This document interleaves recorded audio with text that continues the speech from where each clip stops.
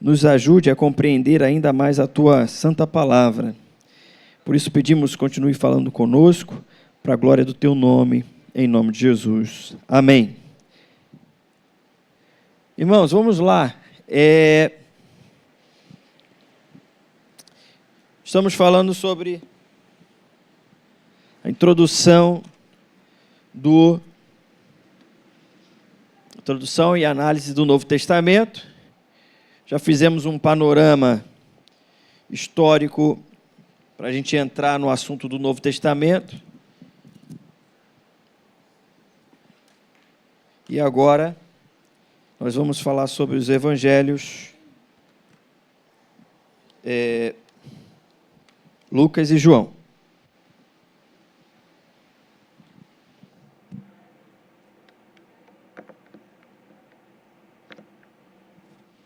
Mas vamos recapitular um pouquinho aqui.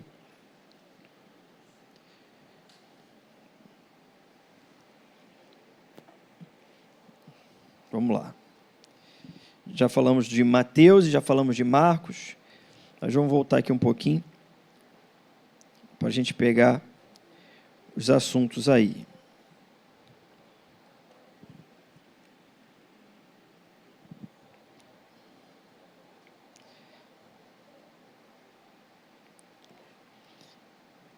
A gente precisa falar da divisão dos reinos de novo? Não, né? Já sabe, já sabe até as datas, né? Chega no período da divisão dos reinos, o pessoal fica meio confuso. Então, você já sabe que a partir da monarquia unida ali, de Saul, Davi e Salomão, após Salomão, o reino ficou dividido em dois. Reino do norte, Israel, e reino do sul, Judá. 10 tribos no reino do norte, capital Samaria, e 2 tribos no reino do sul, Judá, capital Jerusalém. Falamos acerca da nova aliança, que vem a ser a nova aliança, é uma aliança, ou também novo pacto, né?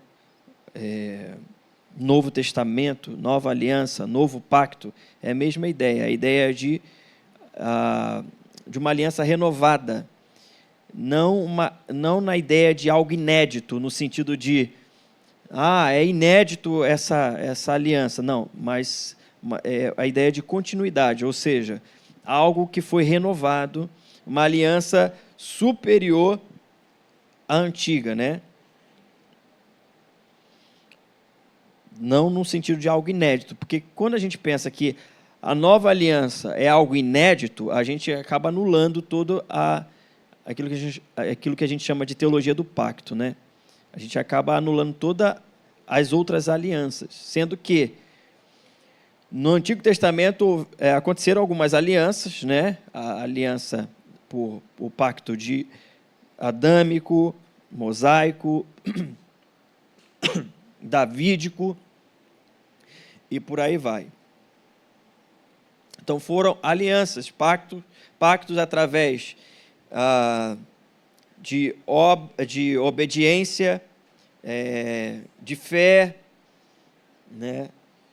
Da linhagem real, davídica, e a nova aliança, que Jeremias 31 vai dizer que haveria uma nova aliança. E essa aliança é a aliança do sangue, aliança do sangue de Jesus. Pois bem, começamos a falar sobre os evangelhos sinóticos. Quais são os evangelhos sinóticos? Mateus, Lucas e Mateus, Marcos e Lucas. São os 3. João não é evangelho? É evangelho, só não é sinótico, tá? Então, João é evangelho. Quais são os evangelhos que temos na Bíblia? Mateus e João. E os sinóticos só Mateus, Marcos e Lucas. E aí, o que é a ideia de sinóticos? A ideia daquilo que se vê em conjunto, né? Tá ali, o termo é um termo grego que se vê em conjunto, que se tem a mesma visão. Então, por isso que você vê muita familiaridade em Mateus, e Marcos e Lucas.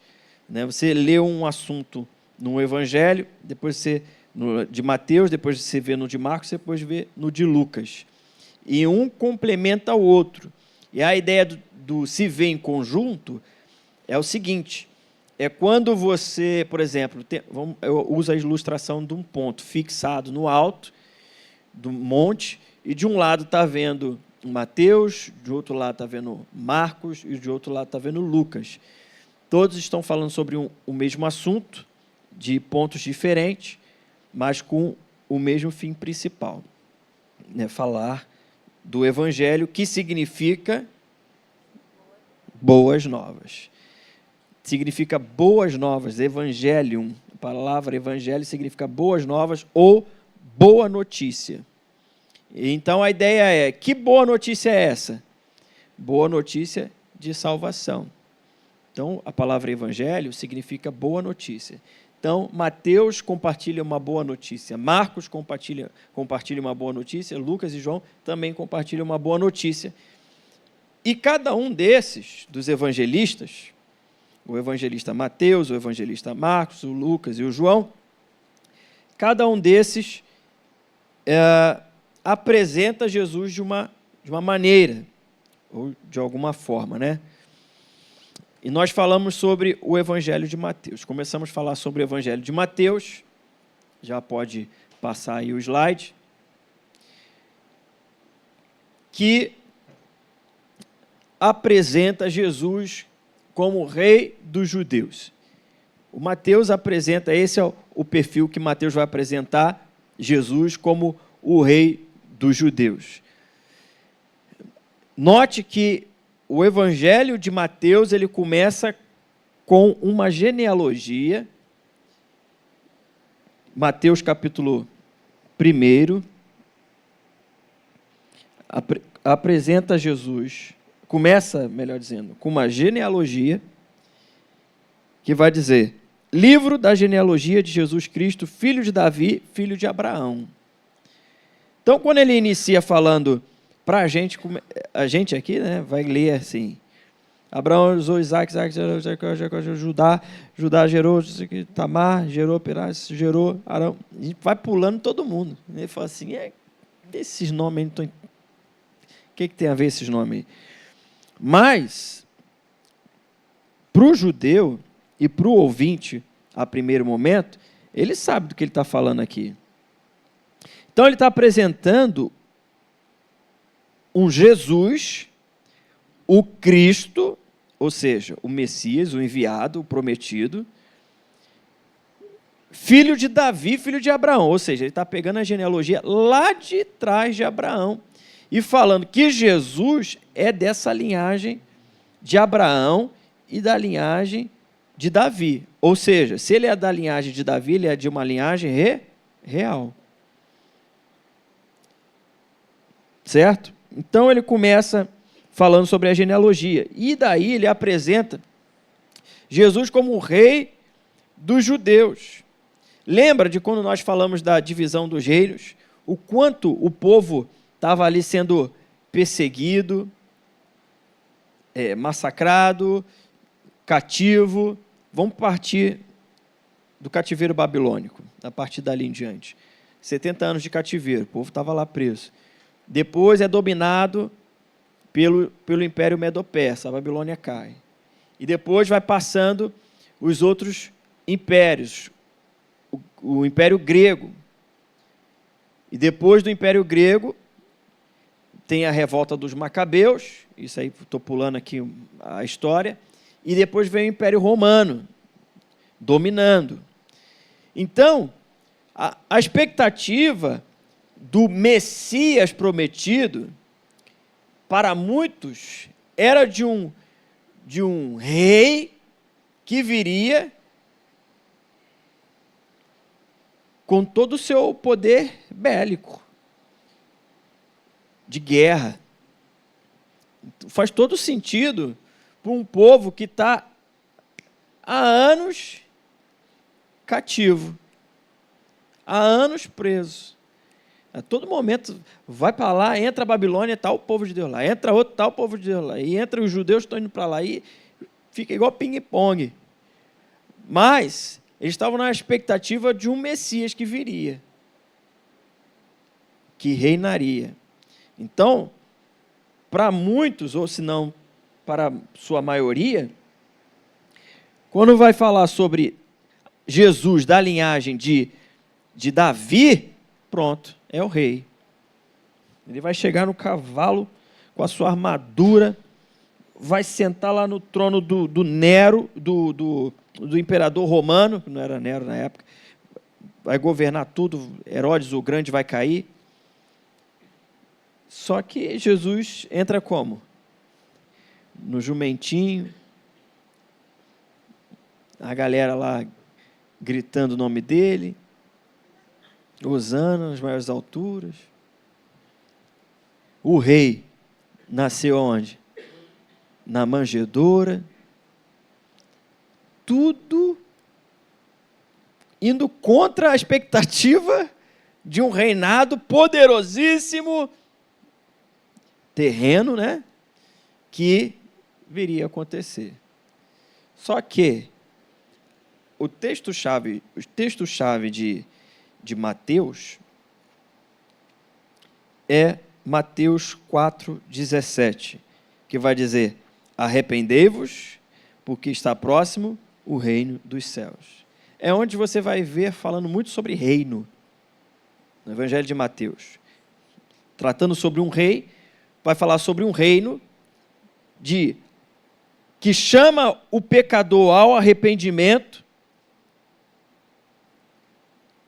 e que dá a esperança desse pecador se arrepender através de Cristo Jesus. Então, o reino que Jesus vem trazer não é o reino terreno, mas o reino dos céus. Então, o evangelista Mateus, ele vai trazer esse assunto acerca do reino de Deus, do Jesus Rei, muito evidente no seu evangelho. Então, a primeiro momento, ele queria converter os judeus não cristãos da veracidade, ou melhor, convencer os não cristãos da veracidade do cristianismo. Ele tentou explicar aos cristãos como a sua religião é cumprida na promessa de Deus. Por exemplo, porque no Evangelho de Mateus você vai ver também muitas promessas veterotestamentárias, ou seja, do Antigo Testamento, se cumprindo. O Evangelho de Marcos, ele foi o primeiro a ser escrito, certo? Não foi isso que eu falei? Só que quem vem primeiro na ordem canônica aqui, né? Na ordem bíblica? Mateus. Você pensa, se o Marcos foi escrito primeiro, por que o Mateus vem na frente? Então, quando você termina o Antigo Testamento, a Antiga Aliança, e começa um Novo Testamento, a Nova Aliança, o Evangelho de Mateus basicamente está de mãos dadas com o Antigo Testamento. Então, ele começa com a genealogia, de mãos dadas com o Antigo Testamento, a ideia de continuidade, cumprimento da promessa do Antigo Testamento. Então, você vê isso no Evangelho de Mateus. Ele queria dar aos crentes novas instruções básicas sobre a vida cristã e queria incentivar e consolar a igreja perseguida pelos romanos e judeus. O Evangelho de Marcos, diferente do Evangelho de Mateus, Mateus vai focar muito no que Jesus estava ensinando. O Evangelho de Marcos, ele foca mais no que Jesus estava fazendo. Você vê Jesus se movimentando demais no Evangelho de Marcos. Depois você lê o Evangelho e você vai ver no Evangelho de Marcos, você percebe quanto Jesus se movimentava. E já o evangelista Marcos, ele apresenta Jesus como o servo do Senhor, ou o servo sofredor, que é uma expressão profética, né, do Antigo Testamento, acerca do Cristo que viria para sofrer, para ser moído. Isaías fala sobre isso. Então, o Evangelho de Marcos ele vai apresentar Jesus como servo do Senhor ou servo sofredor. Ele aparece realizando a obra do Pai. Marcos, então, vai enfatizar principalmente a obra redentora de Cristo. Então, falamos sobre a sua autoria, o destinatário, e o verso-chave do Evangelho de Marcos, que a gente já falou semana passada, é Marcos capítulo 10, versículo 45, que vai dizer o seguinte: o próprio Filho do Homem não veio para ser servido, mas para servir e dar a sua vida. Repetindo, o próprio Filho do Homem não veio para ser servido, mas para servir e dar a sua vida. O Tiago, você pode fazer um favor para mim? De ligar esse ar-condicionado aqui, por favor?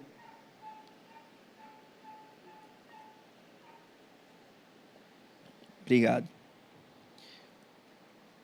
Agora,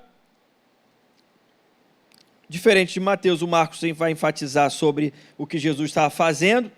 Agora nós vamos falar sobre o último evangelho sinótico, que é o evangelho de Lucas. Vamos lá? Abra sua Bíblia em Lucas, capítulo 1.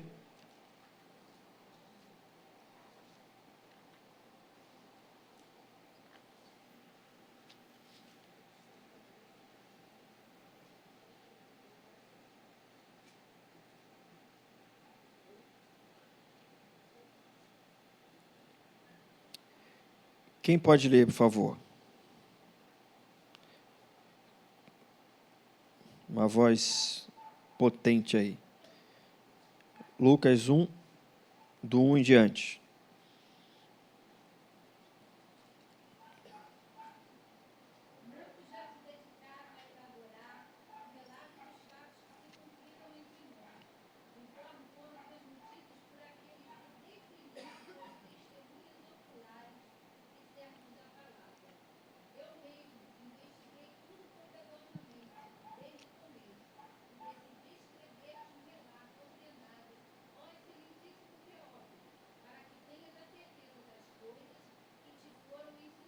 Ponto.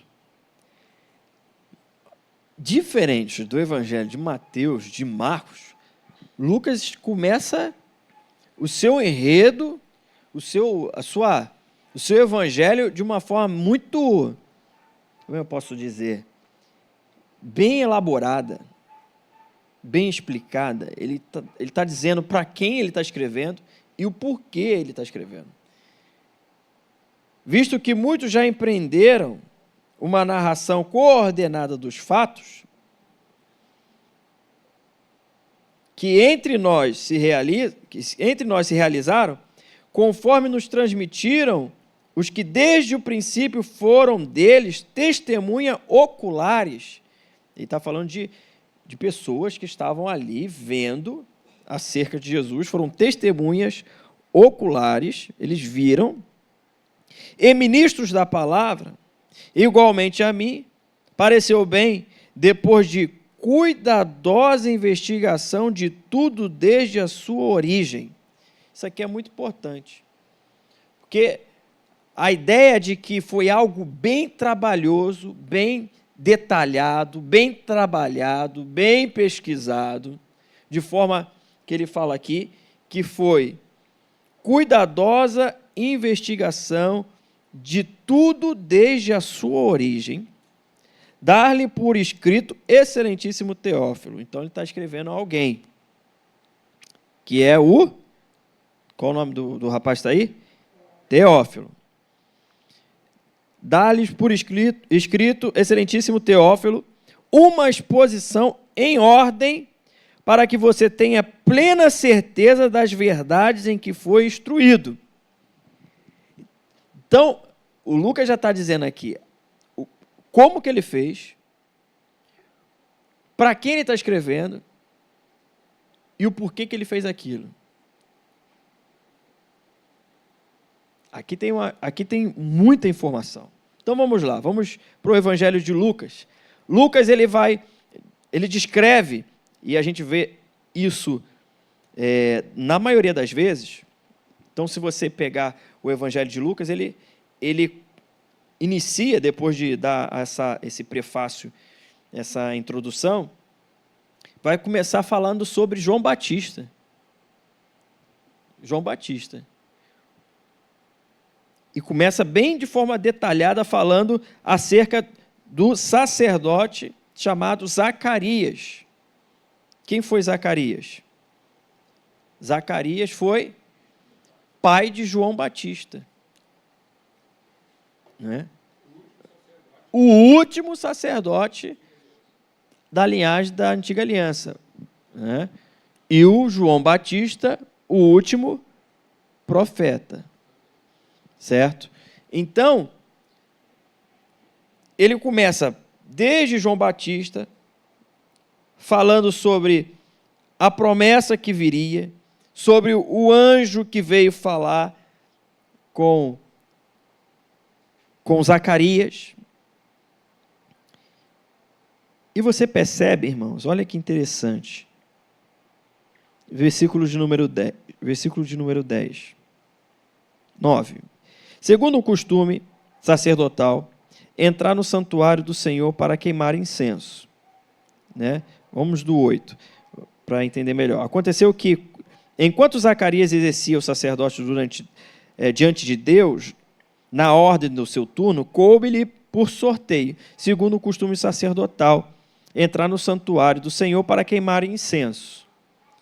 Certo? Aí você lembra do templo. Esse templo aqui já reconstruído e aperfeiçoado. E aconteceu que, enquanto Zacarias exercia o sacerdócio diante de Deus, na ordem do seu turno, versículo 9, já li o 9, né? 10, então é o 10. Durante esse tempo, toda a multidão do povo permanecia na parte de fora, orando.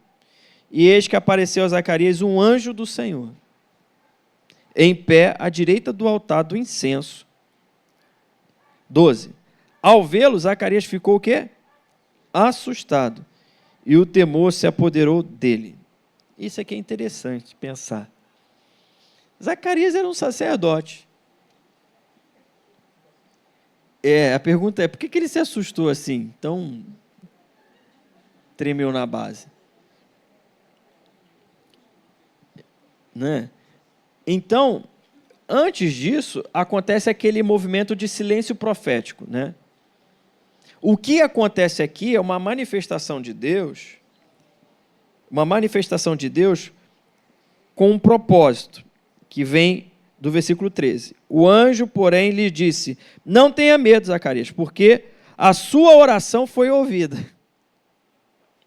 A sua oração foi ouvida.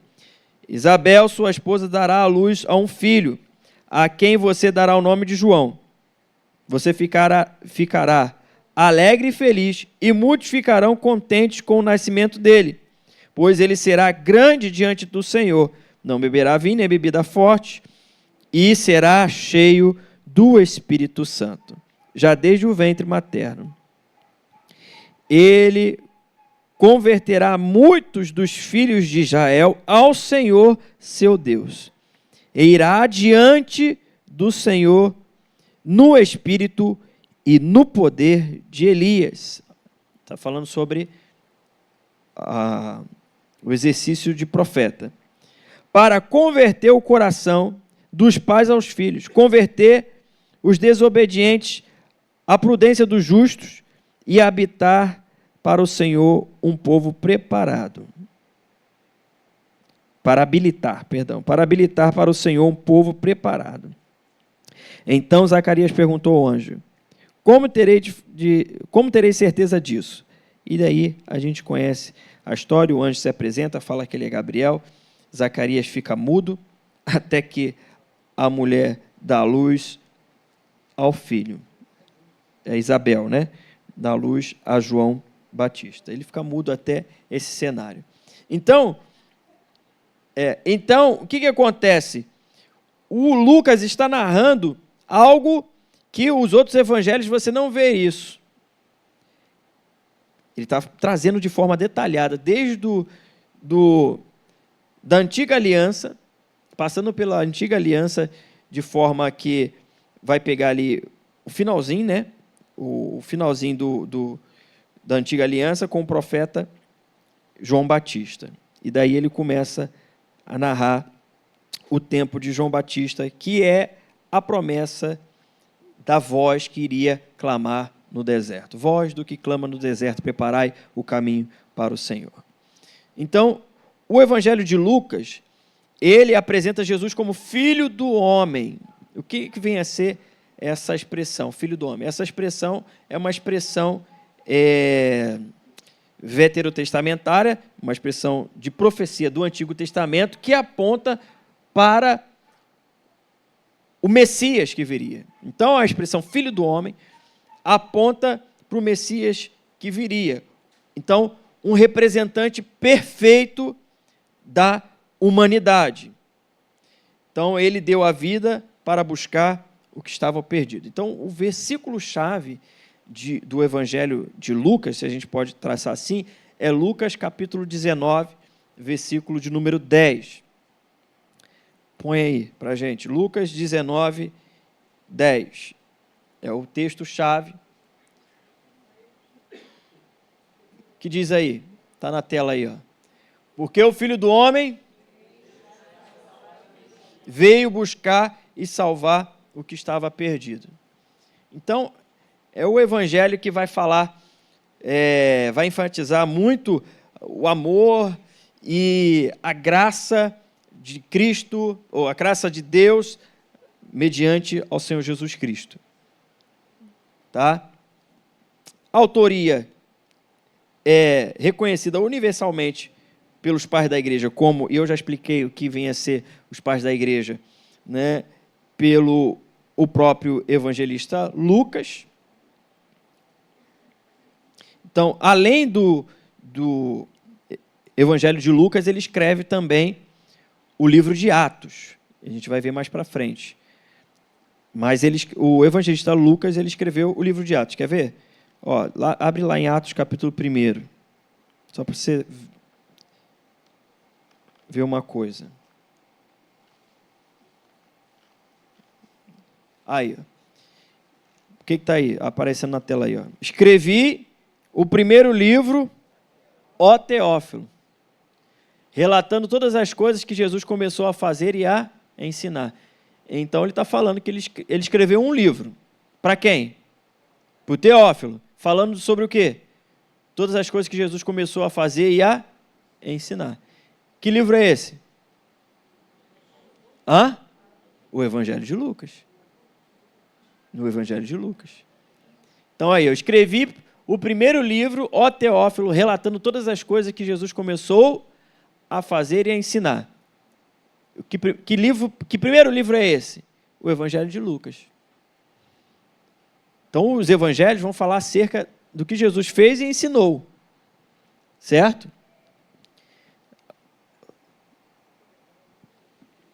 Capítulo 1, versículo 1. Aí, versículo 2. Até o dia que ele foi elevado às alturas, depois de haver dado mandamento por meio do Espírito Santo aos apóstolos que tinham escolhido. Depois de ter parecido, Jesus se apresentou vivo aos seus apóstolos com muitas provas incontestáveis. Então, foi um trabalho minucioso de investigação que o Lucas teve, que o evangelista Lucas teve. Então, o material do Evangelho de Lucas, ele é um material poderosíssimo para a questão da investigação histórica do Jesus, homem e Deus. Pois bem,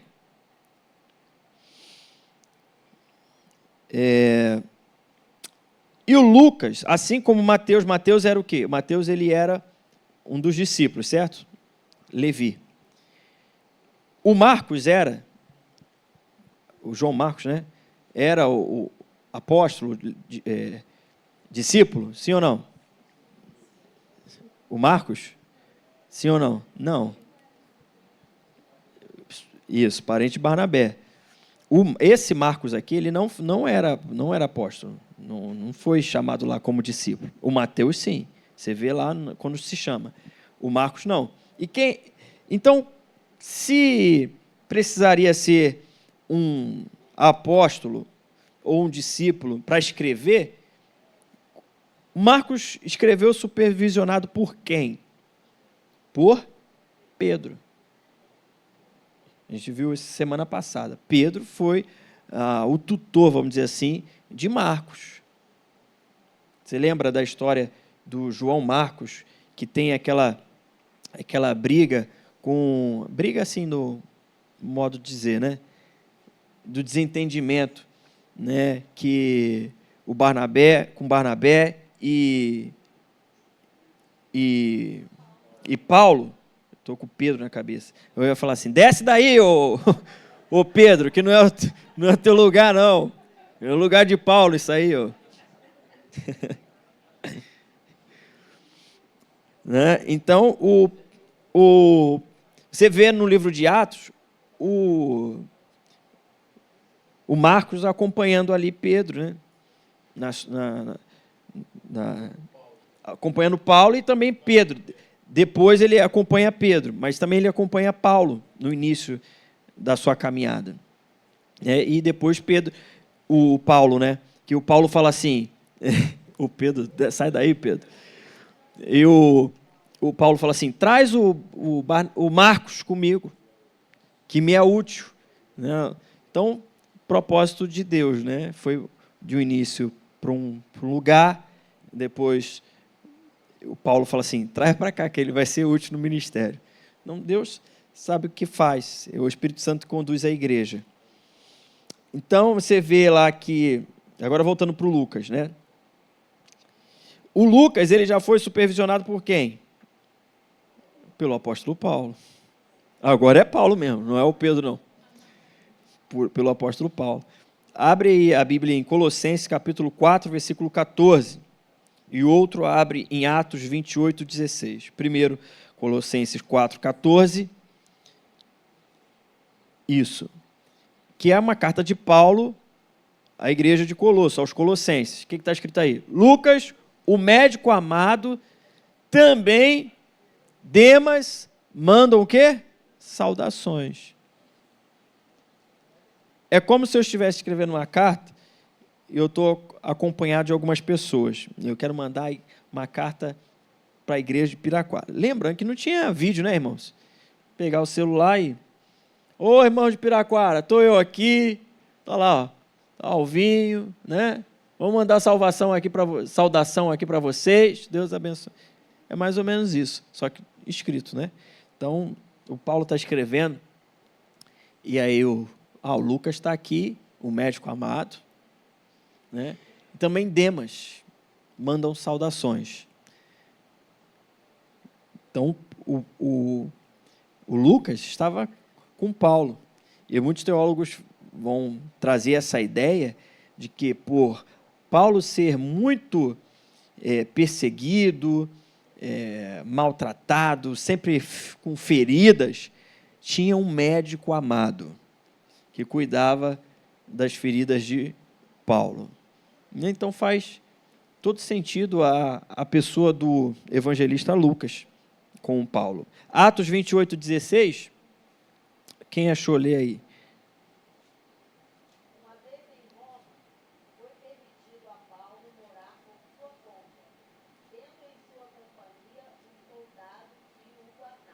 Pode passar.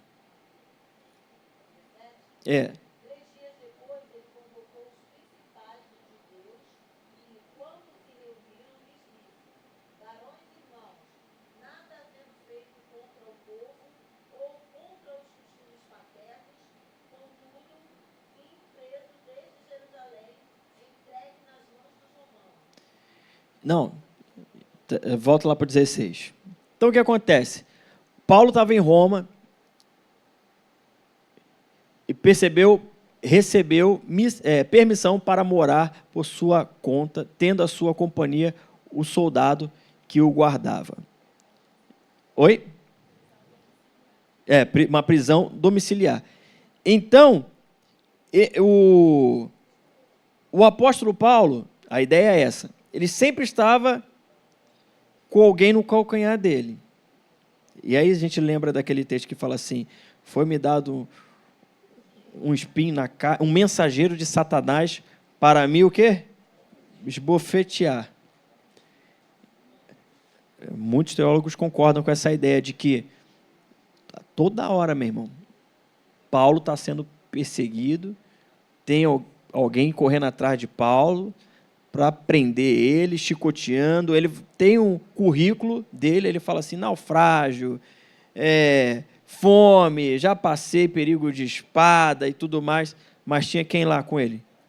Lucas, o médico amado, que ele chama de um médico amado.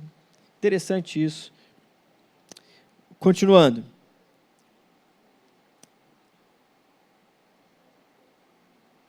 Então, o estudo do Evangelho de Lucas, ele envolve também o estudo de Atos, mas nós vamos ver um pouco mais para frente o Evangelho de Atos. Então, data e local da escrita.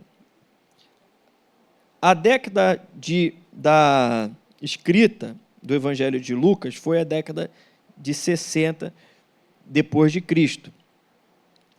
É muito provável que tenha sido depois do Evangelho de Marcos. Então, a ideia é de que Lucas bebeu na fonte dos escritos de Marcos, o evangelista Marcos. Que também é bem provável, desse período aí, a escrita do livro de Atos. Por que chegam a essa conclusão das datas? Por conta do enredo. Eles narram histórias até mais ou menos a década de 62, 63, depois de Cristo.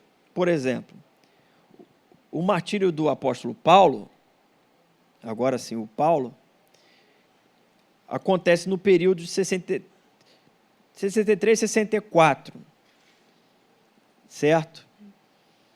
Então, Lucas, como historiador e sendo supervisionado por Paulo, muito difícil é difícil ele ter deixado de fora o martírio de Paulo. Ele não fala nada sobre isso, tanto no Evangelho não ia falar mesmo, ele fala de Jesus, mas no livro de Atos. Ele não conta nada sobre isso. Então, a gente chega à conclusão das datas desta forma, entende? A gente pega os materiais históricos que colaboram para isso e chega a essa conclusão, além da tradição da igreja, já dos pais da igreja. Destinatário. Lucas dedica a sua obra a escrever esse Teófilo, que um grego, evidente que fosse um oficial de grande escalão romano e possivelmente recém-convertido ao cristianismo. Então, o Lucas escreve para ele, não só para ele, mas também visando todos os leitores gentios dotados de interesse na origem da história do cristianismo. Então, o Lucas ele é bem histórico nesse sentido. Traz umas informações bem robustas. Então,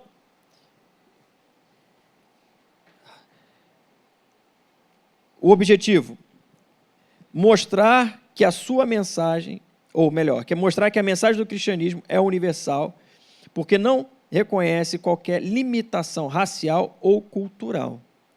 Jesus derruba as barreiras entre judeus e gentios. A gente vê isso no Evangelho de Lucas. Mostra que os gentios são membros plenos do povo de Deus e têm parte na sua promessa. 3. Esclarecer que o cristianismo era uma extensão natural do judaísmo. Então, olha Lucas capítulo 1, versículo de número 8. Perdão, Lucas não, Atos. Atos 1:8, e depois a gente vai voltar para Lucas. Atos 1:8 vai dizer: mas vocês receberão poder ao descer sobre vocês o Espírito Santo, serão minhas testemunhas tanto em Jerusalém, como em toda a Judéia, Samaria, até os confins da terra. Então, a ideia do evangelho avançando, não restrito só em Jerusalém, mas Judéia, Samaria e até os confins da terra. O primeiro ouvinte lendo Samaria vai dizer assim: pô, logo samaritano? Essa é a ideia dos gentios, da salvação que não é restrita aos judeus. E aí, lá em Lucas, como ele apresenta Jesus como o filho do homem, o filho do homem que veio buscar e salvar o que estava perdido, a ideia de salvar o que estava perdido, você vê Lucas capítulo 15, as parábolas, vamos intitular dos perdidos. Lucas capítulo 15, versículo 1. Aproximavam-se de Jesus todos os publicanos e pecadores para o ouvir. Quem que estava ali para ouvir ele? Publicanos e pecadores. Então tinha um público ali ouvinte. Ok. Os fariseus e os escribas murmuravam dizendo, então estava lá, publicanos, pecadores e fariseus e os escribas que estão no grupo aí de publicanos. E eles estavam murmurando, este recebe pecadores com eles. Então Jesus lhes contou esta parábola. E daí começa uma sequência de parábolas. Tenha em mente a ideia de que Jesus, o evangelista Lucas, escreve apresentando Jesus como filho do homem, ou seja, o homem perfeito, promessa do Antigo Testamento que se cumpria em Jesus Cristo, sendo o Messias, o Salvador, que veio resgatar e salvar os que estavam perdidos. Tenha isso em mente. Então, aí ele começa com a parábola. Jesus conta uma parábola. Qual de vocês que possui 100 ovelhas e perdendo uma delas não deixa no... Qual de vocês é o homem que, possuindo 100 ovelhas e perdendo uma delas, não deixa no deserto as 99 e vai em busca da que se perdeu até encontrá-la? Então ele começa uma série de parábolas. Ele começa a parábola da ovelha perdida. No versículo 8, a parábola da dracma perdida. No versículo 11, a parábola do filho perdido. Certo? Mas olha que interessante, para a gente entender e finalizar o Evangelho de Lucas, não vou conseguir falar do Evangelho de Marcos. Eu trouxe até de João. Eu trouxe até a tradução do Novo Mundo das Escrituras Sagradas, né, para mostrar para vocês. Mas semana que vem a gente continua. Quem aqui vai estar no lançamento do Pastor João lá embaixo? Só para ter uma ideia aqui. Pouca gente. Então, vou continuar domingo que vem. Até domingo que vem eu vejo com o Pastor João o que a gente vai fazer. Pois bem. Então, a ideia é o seguinte. Olha como é que é construído a ideia da parábola. Capítulo 15. Um homem tem 100 ovelhas. Tem 100 ovelhas. Ele perde uma ovelha. Deixa as 99 e vai atrás dessa ovelha. Ele acha essa ovelha, versículo 5. E quando a encontra, põe nos ombros, cheio de alegria. Versículo 6. E indo para casa, reúne os amigos e vizinhos, dizendo, alegre-se comigo, porque achei a minha ovelha que estava perdida. Quinto ponto. Ele dá uma festa. Então vamos lá de novo. Tem 100 ovelhas, uma é perdida. Ele deixa as 99 e vai atrás dessa uma perdida. Ele encontra e dá uma festa. olha agora com relação à dracma. A mulher tem 10 dracmas, ou 10 moedas. Ela perde uma.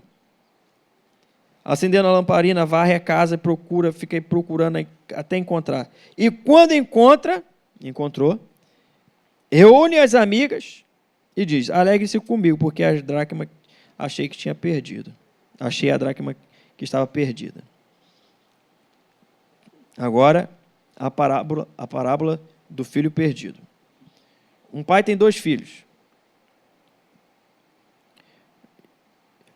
Um vai embora. Esse pai fica esperando esse filho. Esse filho volta. Só que há uma interrupção aqui no meio da parábola. Porque agora o filho mais velho, ele fala. O filho mais velho, ele fala. E diz o seguinte: esse teu filho aí desperdiçou tudo. E eu estou aqui com você. E o pai respondeu, versículo 31. Meu filho, ele deu a festa, né? Versículo 31. Meu filho, você está sempre comigo. Tudo que eu tenho é seu. Mas era preciso festejar e se alegrar, porque este seu irmão estava morto e reviveu, estava perdido e foi achado. E a parábola acaba assim, meio que, o filho mais velho, o filho mais novo, o pai falou: vamos matar um cordeiro, o novilho cevado, o mais gordo, aquela coisa toda, vamos dar uma festa. Aí é a continuação da parábola. O pai tinha um outro filho mais velho. O filho mais velho estava no campo. Ouvindo a história, vai até o pai, argumenta com o pai. Só que não acaba, parece que não fecha. A parábola do filho perdido tem 2 etapas. Tem a primeira do filho mais novo e tem a segunda do filho mais velho. E parece que não fecha, porque todas elas acabam em festa. E com o filho mais velho, a pergunta é: ele entrou ou ficou do lado de fora da festa? Não fala. Então, mas a gente tem que voltar lá no mesmo capítulo 15, no versículo 1. Quem é que estava ali ouvindo? Publicanos e pecadores. Jesus está contando essa parábola para publicanos e pecadores. Então é o público que está ouvindo.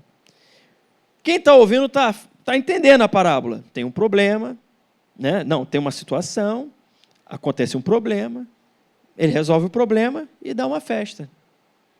Foi assim com as ovelhas, foi assim com a dracma, foi assim com o filho mais novo e o mais velho. Então, 2 afirmações aqui importantes.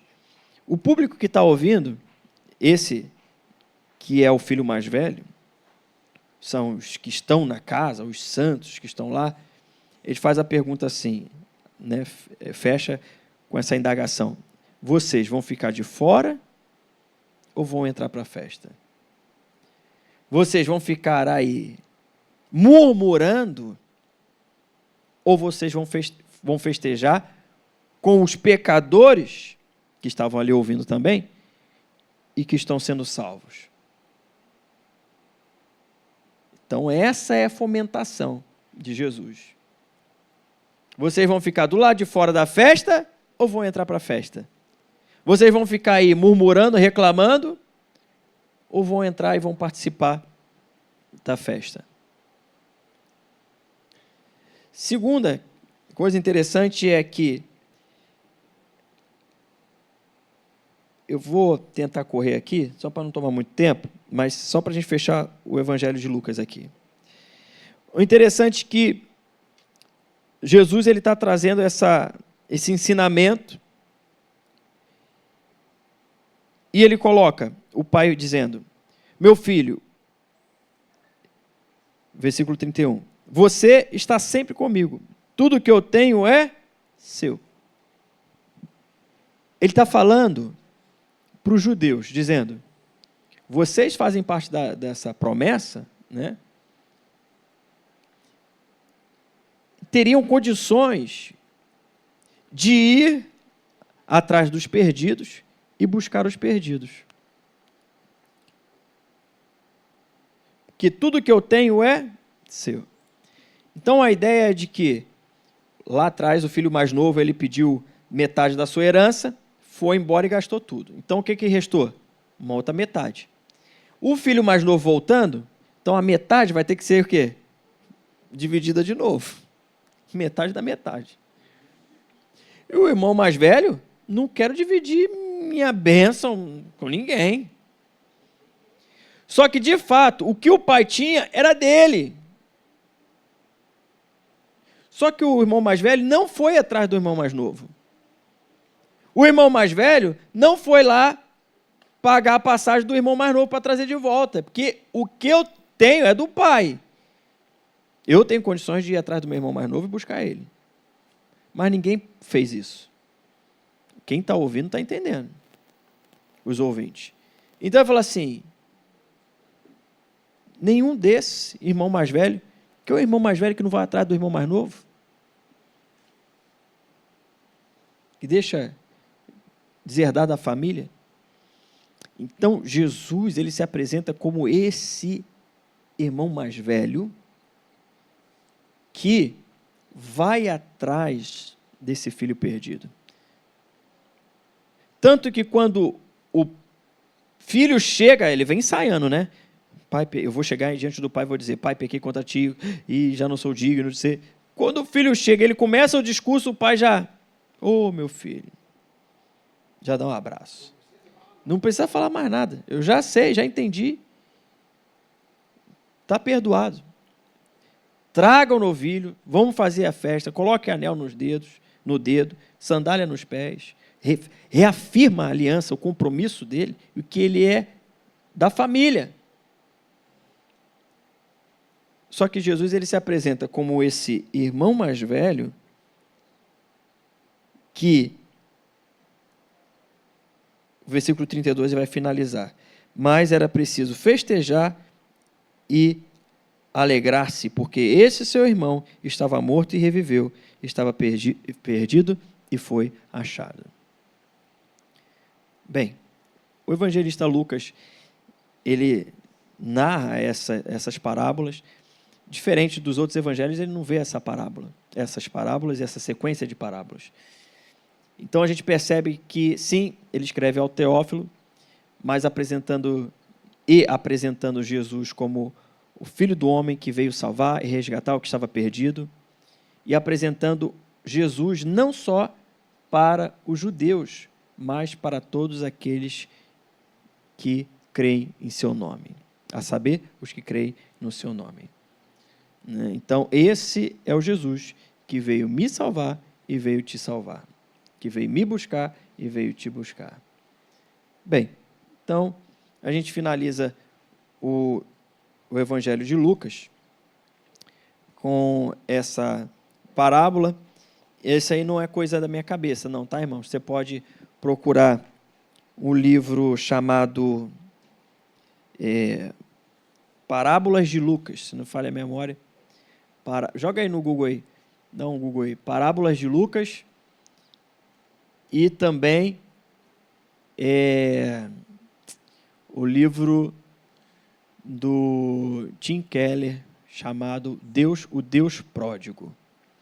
Achou aí, Parábolas de Lucas?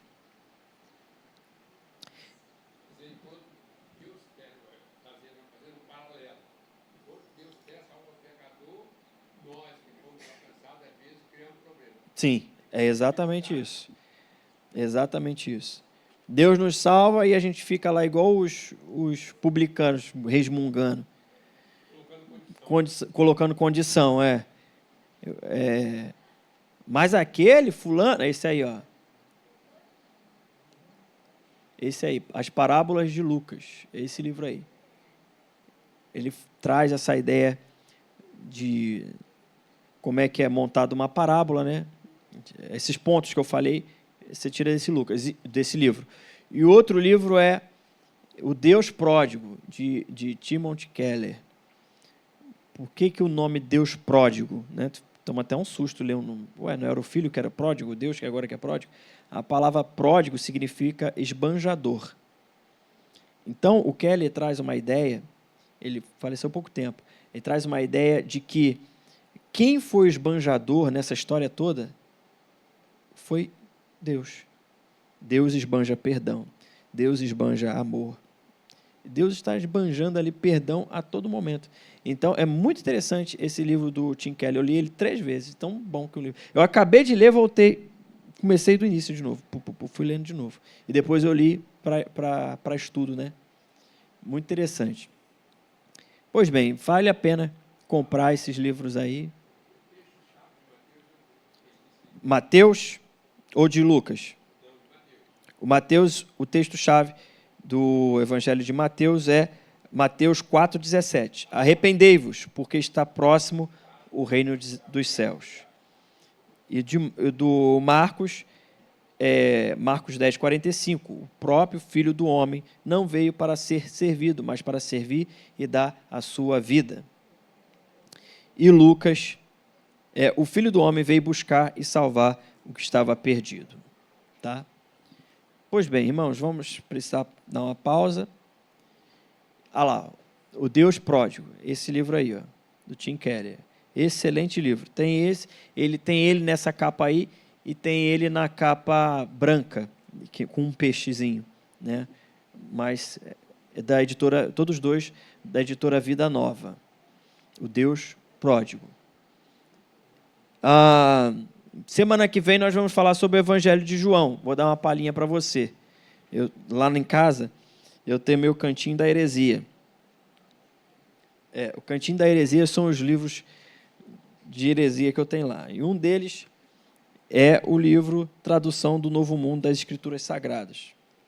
Os testemunhos de Jeová que me perdoem, mas eles conhecem a história da doutrina deles e sabem muito bem do que eu estou falando. Tem essa outra capa aí também. Ó. São três versões. Né? O azul, tem esse aí, o Deus Pródigo, e tem um outro que é uma capa branca com um peixe. É o que eu tenho em casa. Então, por exemplo, aqui, só para deixar os irmãos aguçados, para voltarem domingo que vem. Ai, pastor, vou voltar domingo que vem. João capítulo 1. Esse outro livro aí, esse aí que eu tenho. Aí na Bíblia deles aqui vai estar dizendo assim, esse livro aí é Thomas Nelson? O livro Deus Pródigo, de capa branca? A editora Thomas Nelson. Aí está lá assim, João capítulo 1. No princípio era a palavra, e a palavra estava com Deus, aí está o D maiúsculo aqui, e a palavra era um Deus com letra minúscula. Só esse, de início. Só isso aqui, meu irmão, dá pano para manga. Então, a pessoa que não sabe, ela vai ler e vai falar, entendi. Aí continua. Todas as coisas vieram à existência por intermédio dele, e a parte dele, nem mesmo uma só coisa veio à existência. O que veio à existência, por meio dele foi a vida, e a vida era a luz dos homens, e a luz brilhava na escuridão, mas a escuridão não a tem vencido. Surgiu um homem enviado como representante de Deus, e o seu nome era João. Este homem veio em testemunho, a fim de dar testemunho da luz, para que pessoas de toda sorte crescem por intermédio dele. Ele não era a luz, mas havia a dar testemunho dessa luz. A verdadeira luz que dá luz a toda sorte de homens, estava para vir ao mundo. Ele estava no mundo e o mundo veio à existência por intermédio dele, mas o mundo não o conheceu.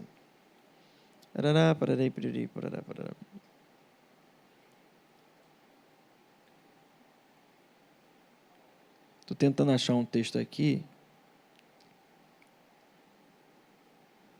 Mas semana que vem eu trago. Mas o primeiro versículo já dá para ver. Ele bota lá assim, que ele era um Deus, com D minúsculo. Então, a ideia aí de que Jesus... não olha, tradução do Novo Mundo da Bíblia Sagrada. Tu olha assim e fala, nossa, que Bíblia bonita, né? Vou comprar.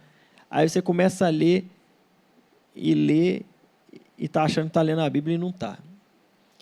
Isso aí é coisa recente, irmão. Isso aí é da década de 50, de 60. Essa Bíblia dele, 1960, se não falha a memória.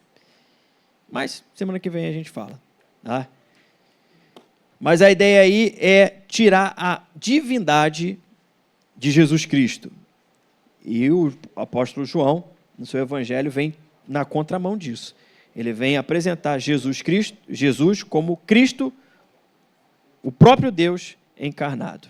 Então, semana que vem nós vamos falar sobre a divindade de Cristo, né? Deus encarnado. Vamos orar?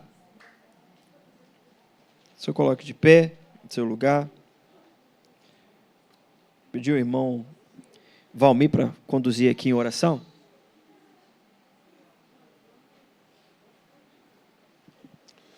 Senhor Deus, nós te louvamos e bendizemos o teu nome, te agradecemos por essa oportunidade, por esse dia. Deus, que cada vez mais possamos aprender mais e mais da tua palavra. Abençoa, Senhor Deus, o nosso amado pastor. Deus abençoa cada um de nós também nesse dia. Muito obrigado por tudo, te agradecemos em nome de Jesus. Amém. Vamos na paz, meus irmãos. Deus abençoe.